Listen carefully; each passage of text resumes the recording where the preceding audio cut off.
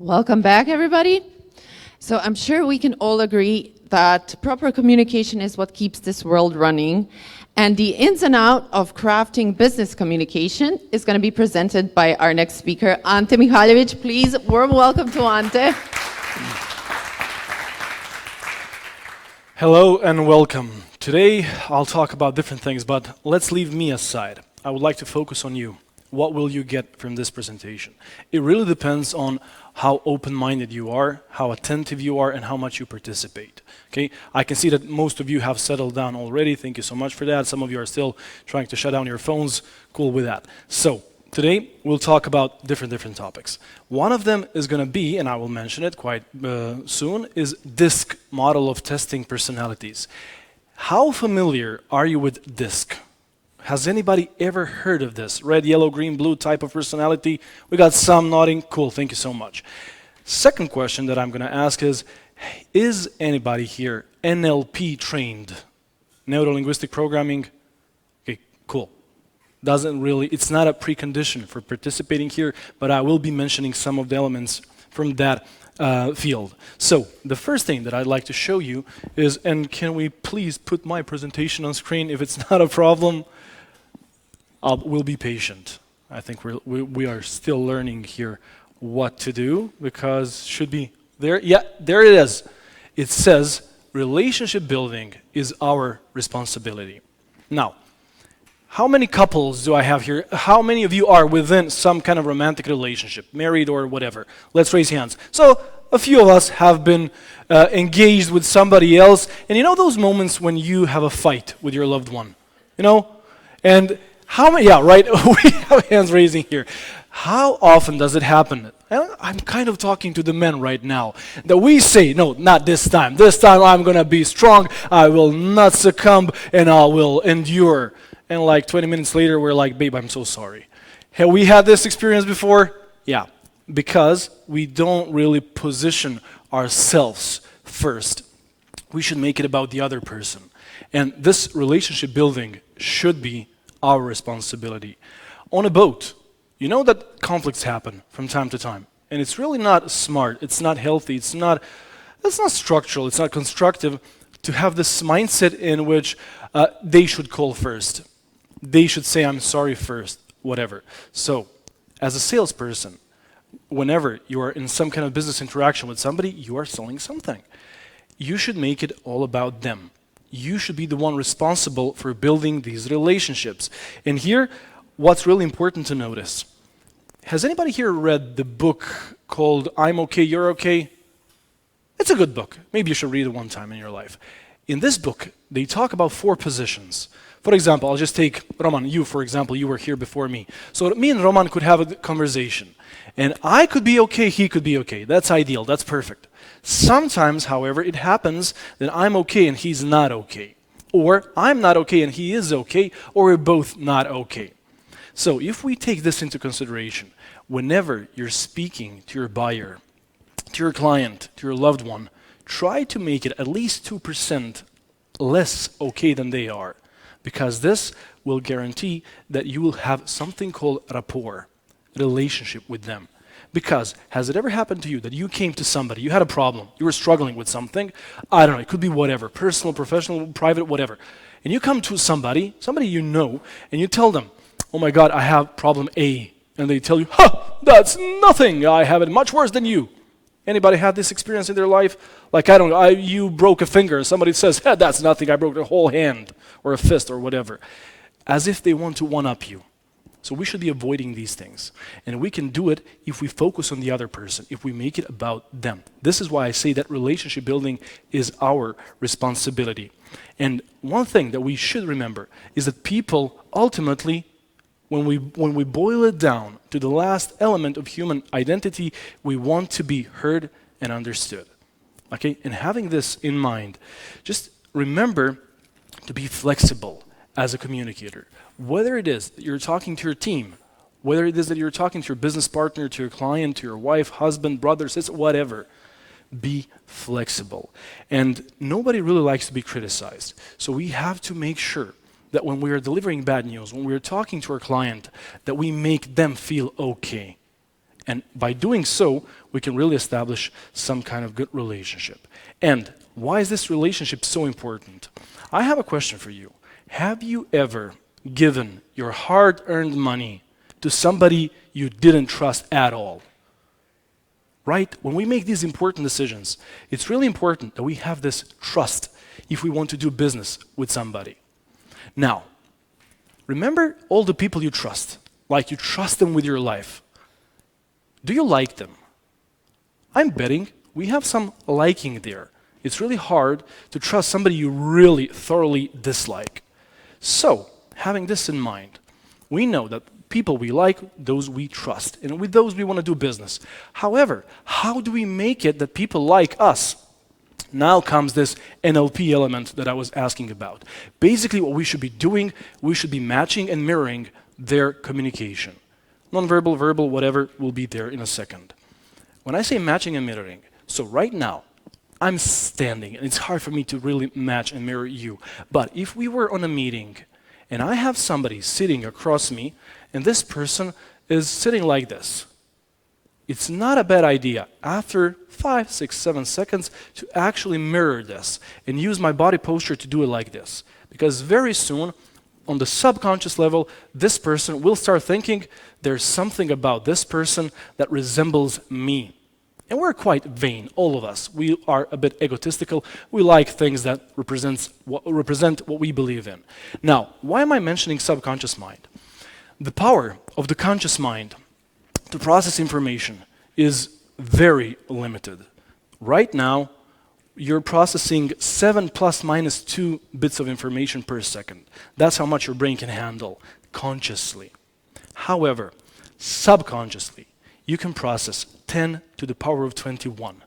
So that's 1, and you have 21 bits of information. Now, how does this really connect to what I'm saying? If I ask you right now, what's the color of the shirt of the person who is responsible for organizing audio? Don't turn around. The person who came here and turned on the presentation. Some of you might remember, but not all of you. If I ask you how many technicians are there in the back seat, you have no idea, because this information was not really important for you. But your subconscious brain noticed these things. What we want to achieve when we are talking to the other person is to enter their subconscious element or subconscious mind by mirroring them. They will not be aware of that unless you're really terrible at it, but they will start to like you more. And this is really important to notice, because you've seen this graph before. You know this data already. 7% words, tone of voice 38. No, you've seen it before. And what I would really like to, where I would like to shift your attention, this is not a priority, how important what is. I mean, I could be having the perfect nonverbal communication, having the best tone of voice, and telling you, I will kill you later. You will not really appreciate it, right? However, what I'm trying to say is words are not that important. They are. They're really important. Now, the thing is, what's easiest to mirror is the nonverbal element. So, if you sit with somebody in the same room and you notice that they are really, crossing their hands, after some time you could actually do this to get them to like you more. Of course, as the time goes on, you will try to mirror less on the nonverbal element and try to focus on the verbal element. What I mean by that? You know that one person in your life that has a very, very irritating tone of their voice or color of their voice, right? You know who I'm talking. That one person you know that speaks very high or very low, very fast or very slow. So here, when you're speaking to somebody, it's a good idea to try to mirror, to match their phonetic or vocal qualities. So, if you have somebody that speaks in a very deep voice, trust me on this one. If you try to speak like this, it's going to be very irritating for them, right? So we should mirror this as much as we can. And of course, it goes the other way around. Okay, if the rhythm of the talking is too slow, you might want to pace yourself a bit slower. I'll tell you later why it's very important to speak slowly to people who speak slowly. Or why is it important to really catch up and get up to speed. Okay, so you told me at the beginning that some of you are familiar with DISC, with this red, yellow, green, blue color, and so on. Now, maybe you've read books, maybe you've done some testing on your own, maybe you're really an expert on the topic. However, how you can use this, how I can make it about you. This tool that I will show you, you can test this online for free. There are a lot of free resources on the topic. There's a really cool book called Taking Flight. There's a lot of good stuff you can use online. However, one thing that I would like to show is this.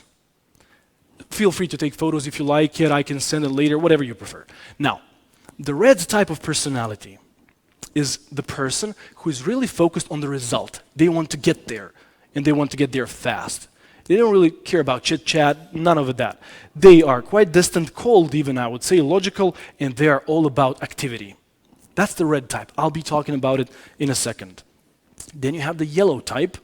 The yellow type, yeah, it's about activity, it's about energy, but with people. They don't like the distance, they like to be close up to people. And you know people like this, you've met them before. Then we have the green type, the one that is a bit more mellow, more steady. These people like friendliness, but also they would like to be precise about it, clinical about it. They don't want that energy, they like actually keeping it down. And then you have the blue type that is very analytical. Okay? They like data, they like distance, they like standard precision, and you know people like this. So, to make it easier for you, I will not be talking about colors or this dominant, interactive, supportive, constant. Let's skip that part. The easiest way for you to remember this is to use birds. Okay? So the first bird I'll tell you about is this, an eagle. And now we get to that part where I ask you stuff and you tell me stuff back, okay? When you think of the bird, eagle, one word, what's the first association that comes to your mind? Feel free to speak up. Yes? Dominant? Strong, dangerous? Cool. It's a boss, okay, a leader. Okay, loner. This is very important. Have you ever in your life seen a flock of eagles? Doesn't exist. So they're solitary birds. Predator, strong, boss, decisive, leaders. Okay, this is the association I want you to have. And this is somebody you know actually, a friend of yours, brother, husband, sister, whatever. Person who is really all about the result, and just like an eagle, they're taking this bird's eye perspective and then they jump right to what they want. And if we talk about them, it's fair to use some of these words that you've told me. So it's decisive, tough, direct, independent, and so on. These are the qualities of an eagle. And if we were thinking about people you know, you will really easily recognize them because sometimes when they push it too far, they're a bit impatient. So somebody you know is always like, let's go, let's go, let's go, let's go. They could be a bit of a red disc type. Now, one important disclaimer. It's totally okay to be red, yellow, green, blue. It doesn't really matter. And all of us here are a mix of colors. So we're never just red and that's it. I mean, if we were, we would probably be locked up somewhere. But as normal human beings, we're usually a combination. And also, we have one type that we use privately with our family and one that is a bit different in business. If you got them similar, you're very lucky because this means that you're working on a job position that really suits your personality. If you have it other way around, maybe it's not a bad idea to start searching for a better job. Now, I told you what they're like. Now I will tell you what they focus on. What's in the focus of an eagle? Basically, they like to control things. They like to control people actively. Now, if you put an eagle under pressure, just like everybody here in this room, we have a lot of good stuff going around us, a lot of advantages, strong personality traits. However, when you push us to the extreme, these good characteristics very quickly turn into flaws. So somebody who is really honest, if you put them under a lot of pressure, they can be too direct or blunt. An eagle who likes to control things, likes to control tasks, people, this person will, if you push them to the edge, become maybe arrogant, maybe aggressive, you never know. So they can show this lack of concern, they just don't care. And what is their fear? Is that they will lose this control. You can often, but I will not generalize, but often you can find them in some C-level positions. CEOs, CFOs, you can find them there quite often. And I think you've had experience before that if you put them under pressure, they stop caring, and what they really fear is loss of control. Now, it's okay to know what they are like, but how should we approach them? I told you at the beginning, we should make it about the other person. Well, here are a few tips. Feel free to take a screenshot or whatever photo. This is what we need to do.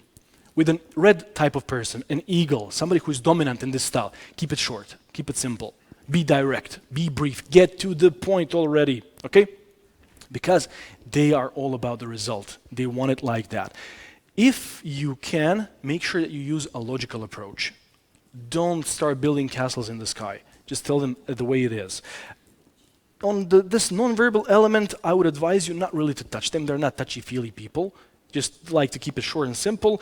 And if necessary, and if possible, try to act really fast. Because they make fast decisions, snap decisions. And while I'm talking about the red one, the eagle one, just give me, nod your heads. Do you have an image of somebody you know who is a bit like this? Let me just see the hands shake, nodding. Nobody, what? Okay, so okay, nice, thank you. Maybe some of you have recognized yourself as a bit of red, which is totally okay. But I have a question for you. And I wanted to make this all about boats, but limited as it is, my knowledge couldn't really stretch that far. But I wanted to make it about how you can really fast visualize them, how you can identify them. What do you think? What kind of a car does an eagle drive? Fast? Powerful? What else? Give me some brands. BMW? I heard that a lot, yeah? Two-seater, okay. Something fast, powerful, two-seater BMW. Of course, I'm a bit biased, so I found this image because muscle car, for me, it's really all about an eagle. Quick question, what kind of coffee do they drink? Espresso. And maybe even like the shortest one there is. If it's a drink, alcoholic drink, what is it? It's a whiskey. Okay, so now we have like an image of an eagle. Okay, moving on to our next bird, the yellow one. The yellow one is all about activity, all about funky stuff, all about people. Can you guess which bird I'm going to put up here? Which bird is really colorful, full of funk, it's really crazy cool? This one? Yeah, cool. So I got you already. You can start to see where I'm going with this one. Parrots, I need a few words, and this will be really interesting because 1% of you is going to tell me, they're so cool, colorful, and the second part is going to say like, they're annoying, they're noisy, and so on. And I've seen this, I've done this a few times, as you can tell. So, what's the first association for a parrot? Hit me. Sorry, you said? Fun, very good. What else? Parrot, you've never seen a parrot? Talkative? Intelligent? Cool, I like it. Full of energy. Some people even say that they're sociable or charismatic, spontaneous, impulsive, whatever. So this is that one person in your office who, when they're laughing, you should close the windows because people are actually in the street stopping by to see what's happening. You know somebody like that who's really like charismatic, full of energy, full of life? Okay, so these are the parrots in your life. And as I've said before, all of these animals or birds have something that they focus on, something they fear, some kind of behavior they present when they're under pressure. So it's the same thing with our good old parrot. What's in the focus for them? They would like, not control, eagle controls. They want to be involved, to be in the spotlight, to be in the center of attention. They like people, they like hanging out with people, they feel energized when they're with people. However, put them under pressure, very soon it's a chaos. They're disorganized. And what they really fear, so those of you who are in sales, what does a parrot fear? It's social rejection. Just if you want to sell them a boat or whatever, just go with along those lines, but what will people think? Oh geez, I want people to like me. And if that means that I'll spend more, I'll spend more. So that's one of the arguments you can play there. Now, how do we communicate with them? You know how when you present, like my calendar is really slotted, it's really scheduled. And if I'm allocating time for a parrot, the calendar will just not suffice. It will not be enough. So I need like, if I plan to have 30 minutes, I'll need 2 hours at least. Because they need some time for socialization. They need some time for opening up, chit-chatting, and so on. Which is cool. I'm okay with that. But plan for that. And you've had some clients, some colleagues who really like to talk a lot, right?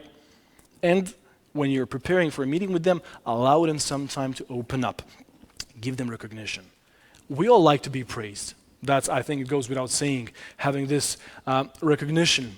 But parrots really like when they are recognized for the good stuff they've done. So give them recognition, praise them if possible. Now, if possible, speak about people and feelings. This is what they're interested in. And I have to ask, what car comes to your mind first when I speak of a parrot? Beetle, somebody said? Right? Yeah, and even the funky one, the old one, not the new one. Okay, that's one. What else? Tesla, Mini Cooper, okay? And usually people say something along these lines. I've even had people say this, which is why I put it here. Like the T1, Volkswagen, the hippie one. So it's, of course, nobody drives this one anymore. Only the rich people can afford this right now. But it kind of sends the message what kind of person we're talking about. Somebody vibrant, somebody colorful. What kind of drink do they drink? What kind of coffee would they drink? Cappuccino? Okay, I like it.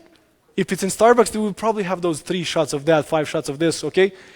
Cocktail, and not a simple one. Give me an example of a cocktail they would like to drink. I like it, pina colada. Long Island. So something with a lot of color inside. Excellent. So this, now everybody can actually remember somebody you know that is a bit like this, okay? Now we're halfway there because it's not over yet. I need a bird that is very calm, very steady, a symbol of peace, of patience. What kind of bird comes to your mind? Oh, well, okay, what else?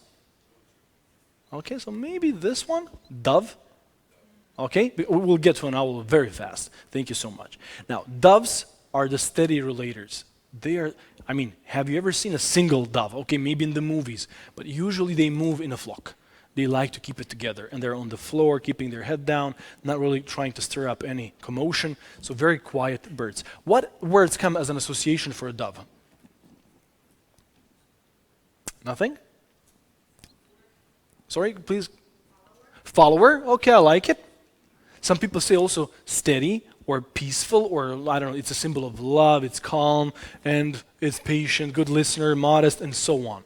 These words really describe doves quite a lot. And as people, of course, everything that I'm using right now is a symbol. So people you know, people in your office, people in your team, doves are the ones that really like to be involved with familiar people. They're the ones who really care that the change that is about to happen is minimal. Have you ever had somebody in your team, like, I won't say sabotage, but try to slow down some kind of new process that's coming? Somebody who freaked out when you mentioned that a change should happen. Probably it's a dove, because they're afraid, petrified of new stuff. They like to be in their comfort zone, which is okay. It is what it is. And some of us here really prefer that things don't change. And we need to accept that. If they are our client in sales, we will actually sell them a bit differently. For an eagle, just show me how it will get me a result. For a parrot, show me how cool I will look. But for a dove, just show me how little it will change and how much it will improve. And this is very important for them. So bear this in mind. If you put, and this is very important for you managers here, if you put a dove under a lot of pressure, something bad could happen. They could be too accommodating. So George comes and says, hey, can you do this? Yeah, sure, I can do that. Marco comes and says, can I do that? Yes, you sure you can, I can do that. And all of a sudden, this person has really their schedule full, and they will not deliver. And then you will have a problem. And they will be too uncomfortable to tell you that they cannot take it anymore, and then bad things start happening. What happens? What is their biggest fear? Is that they will lose stability. They like the status quo, and they don't really want to change it that often. But let's see how we're supposed to communicate with them. First of all, build trust. And remember what I told you before. How do we build trust? By making people like us. How do we make people like us? By resembling them, mirroring their communication. So if you see, doves are usually not full of motion. They don't really use their hands that much. So you will also be as stable as it gets. You will mirror them. Their tone of voice rarely is full of energy like some kind of football supporter. They're usually calm. So you will mirror that type of voice. You will not push it to the extreme. Okay? Also with them, you should ask them what they think about it. It's very important to present to them step-by-step solutions. So when you're writing an offer or something like that, a proposition, a quote, just make sure that you have all the details aligned so that they can see that it logically follows from one point to another. Okay? And what could really help here is if you involve them in the planning process. In this way, you could really really get them there. Now, maybe you've noticed that while I was talking about the red one or the yellow one, eagle and parrot, my tonality was a bit different. Now when I'm talking about the dove, this is the rhythm, this is the volume that you should try to play as a safeguard. Okay? And then, of course, I have to ask, and this one is going to be quite difficult. What kind of car does a dove drive? Ford Focus, I like it. What else? Passat? Volvo? Cool. Of course, Saab? Oh, interesting. Of course, when you go to stock images, it's really easy to find good pictures of Ford Mustang or Volkswagen, whatever, Beetle. However, for these family cars, it's kind of difficult. And as a Skoda Octavia driver, I had to choose Skoda Octavia. I couldn't find Wagon because Wagon would even push it further. But can you imagine more boring car in the world? And this comes from somebody who actually drives it. But it's a symbol of this peacefulness, of safety, of not having to exit your comfort zone. What kind of drink does a dove have? Milk? Okay, I got it. Cool. What else? Beer? Well, let's say we're in a coffee shop. Tea. Excellent. Very good. So this is the type of the person that really likes to keep it low. Okay? And now we're up to the last one. And I will not try to ask you to guess it because this gentleman already mentioned it. It's actually this, an owl. Now, we watch cartoons. What's the first association of an owl? You said, sorry? Harry Potter? Somebody said wizard? So we're talking along the same lines here. What else? What's the first word that comes to your mind when somebody says owl? Observer. Nice. Dark. Cool. Sorry? Okay. So what else we could think about it? Wisdom is very good here. Book. So even in cartoons, it symbolizes this process of thinking about stuff. And when you look at it, the owl as a bird, have you ever seen a flock of owls? They don't really group together. They're quite solitary and very, very successful killers. They're a predator bird, very good at it. So let's see what kind of words we could focus on. Detailed, precise, logical, disciplined, formal. These are the words that usually describe an owl. Now, what happens if we try to search for their focus? Eagle likes to focus on completing and controlling tasks. An owl likes to analyze them. That's what's very important for them. But if you put them under pressure, they become overly critical. And see what happens here. An owl will identify with their work. My work is me. So if you criticize my work, you're criticizing me, and I don't like it. But what they really fear is this, what I've just told you, criticism of work. So we need to be careful here. For example, somebody comes to your office, they want to buy something from you, you're selling them something. Don't mock their previous decisions. If they tell you they've bought from, I don't know, your competitor, don't say, they're really not that good.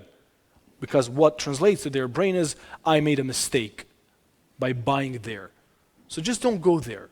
Try to support them, and when you are talking to them, use a lot of data, a lot of facts. If you have an argument, try to examine it thoroughly. Give them as much statistics as you can. This is what really drives them. For example, when Luca was giving you like half an hour ago, those of you who were here, he was telling about data points, how they sell 360 tour. Those owls in this room were really happy to hear those points because that helped them understand. For some of us who are more straight to the point, maybe it was a bit, I won't say boring, but irrelevant at that point. So how to address an audience that you really cannot predict. I cannot know whether you're red, yellow, green, blue, or whatever. So the way I should be doing it, I should be changing my pace all the time. Sometimes speaking in a very slow and steady voice, and sometimes picking up a bit more speed. Sometimes focusing on the details, on statistics, and sometimes showing you the big picture. So next time that you are in a position to try to present your offer to a bigger crowd, just remember that you want to diversify your communication because that's what makes it effective. Also, with an owl, think of Sheldon. Don't touch, okay? Explain carefully. And really, if you have a dispute with them, you're not disagreeing with the person, you're disagreeing with the facts. with the data. And, of course, we need to talk about the car. What kind of car does an owl drive? Sorry? Jaguar, the Jag. Okay, I like it. What else? Mercedes? Somebody, please. You said Volvo, okay. Toyota, nice. Stable. Old-timer, I like it. So a lot of associations. My brain went for Tesla because it's economical, it's like this, it's like that. But what kind of drink do they drink? Somebody will say it, I know it.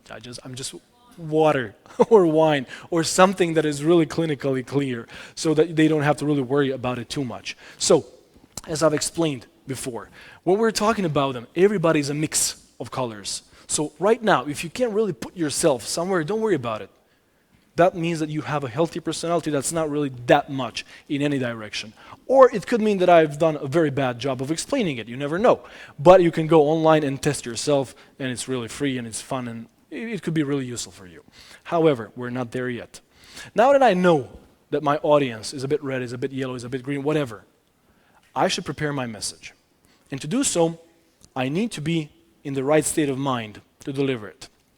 Now, has it ever happened to you that you went onto some kind of workshop, some kind of seminar, whatever, and you could just tell that there was one person in the crowd that really did not want to be there? Has it ever happened? Yeah? Okay. Has it ever happened to you that you felt really awful somewhere?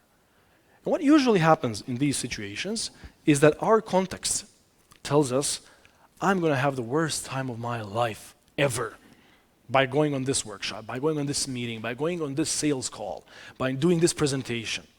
And somebody who feels very negatively about it, they come all wrapped up like, I don't really want to be here. Now, they come into this room, and what are they assessing?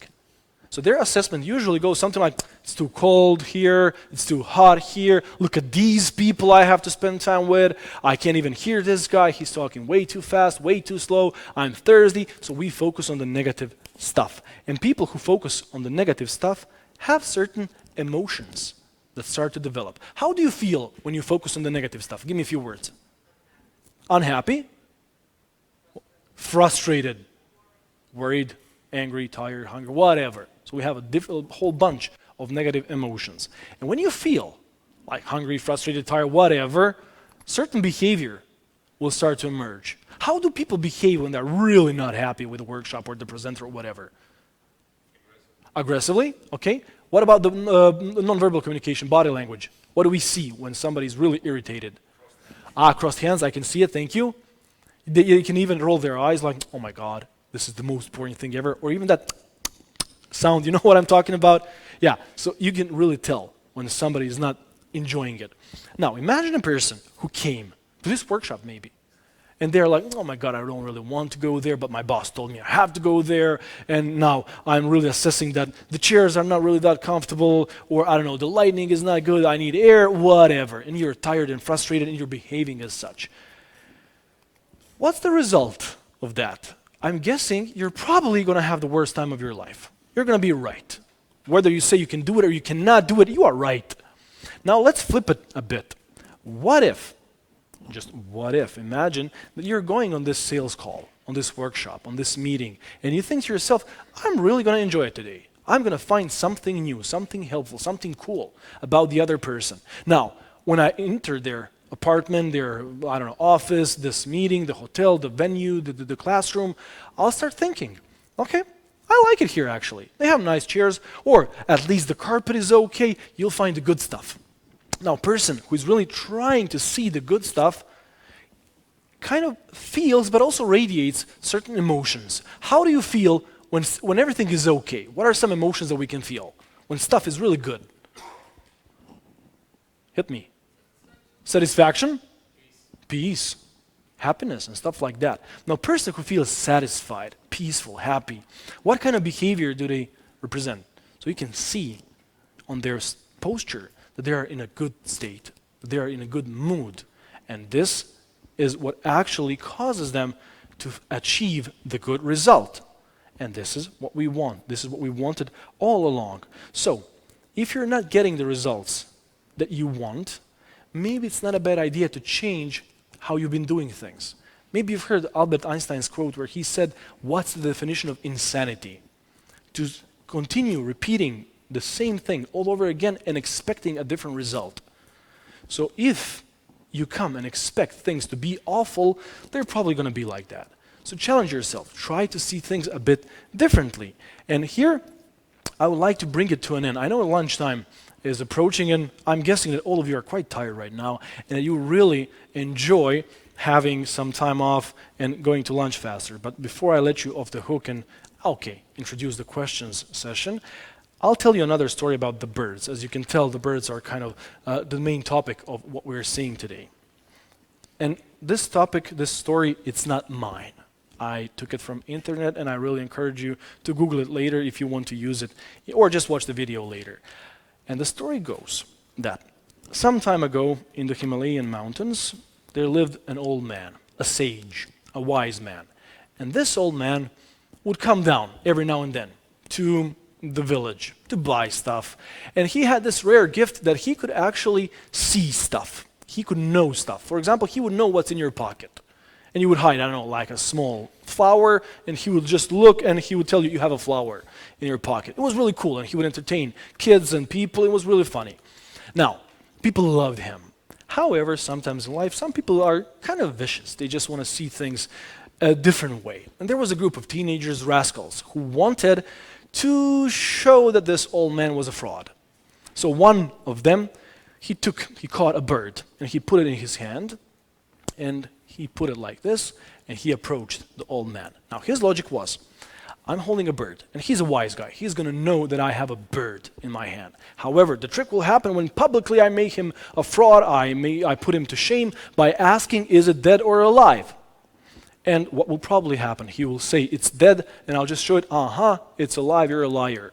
Or he will say, it's alive, and I'll just kill it, and I'll show a dead bird, and he'll be a liar again. So he approaches this old man, and his friends are just there laughing, ha ha ha, let's see how this old man goes down. And he approaches him, and he says, old man, what do I have in my hand? And the old man says, my son, you have a bird. He says, okay, but is it dead or alive? And the old man looks up, dramatic pause, and he says, the bird is as you choose it to be. Now, with this story, this communication thing, mirroring other people, matching other people, trying to influence them, trying to click with them, trying to connect on a deeper level, it's all about you. It's as if you choose it to be. If you think that this whole summit is going to be awful or great, you're right. If you think that the next sales meeting that you have is going to be tremendous or a catastrophe, you're right. It will happen the way you choose it to be. And with this, I will kind of have that mic drop moment. Thank you so much. Let's stay connected on LinkedIn. Now it's time for you to ask questions, of course, if you want. I want to ask a question. Yes, please. 95% of all conversation. Thank you. I have Ooh, mic. excellent. I can read a rap after the question. Okay, 95% of my conversation I do normally by email. Okay. Only in text. I hear nothing, I see nothing. I just read in text, and I should reply something. So by your idea, I should recognize some type of the person who asked me. And how can I do this if I receive just few words like, hello guys, I want to rent your boat, maybe this or maybe this. Bye. Excellent. It's a great question. I will answer it immediately. Does anybody feel implored just to answer this question before I do? Anybody have any tips, something? Okay. Now, this one will obviously work much better live in person than over email. I think this one goes without saying. However, what you can do here is you can try, if possible, if this is an old client, somebody you've done business before, you can ask his colleagues about him. That's one thing you could do. Another thing is what you could do is try to see from the text, because you don't receive always the same emails. Sometimes this email where they ask you what kind of boat are we talking about is like this big. Anybody receive this big email where they tell you, I'm taking my cats and everything, and okay? That's rare. Okay, but if you received it, you would know that this is either yellow or green, and then you would approach it as such. Most of the time we receive red or blue. And I'm just guessing, I'm hallucinating, I'm not sure. Majority of your clients are not poor, right? They're influential people. And usually what got them there was elements of red and blue. I'm not saying that by definition all rich people have to be red or blue, but usually people in these positions are red and blue, and you will not make a mistake if you try to keep it short and simple. You will never make a mistake like that. However, once again, I would encourage you to try and meet with these people via a voice call or a video call if possible. Try to implement it if you can. If not, then err on the safe side. So maybe you can try to keep it more simple, try to give them the essential details, and be friendly about it. And by doing so, you will not make a mistake. Do you feel like your answer was, your question was answered? Thank you. Anybody else? Going once? Going twice? Okay, in that case, lunch is served. Thank you so much for your attention.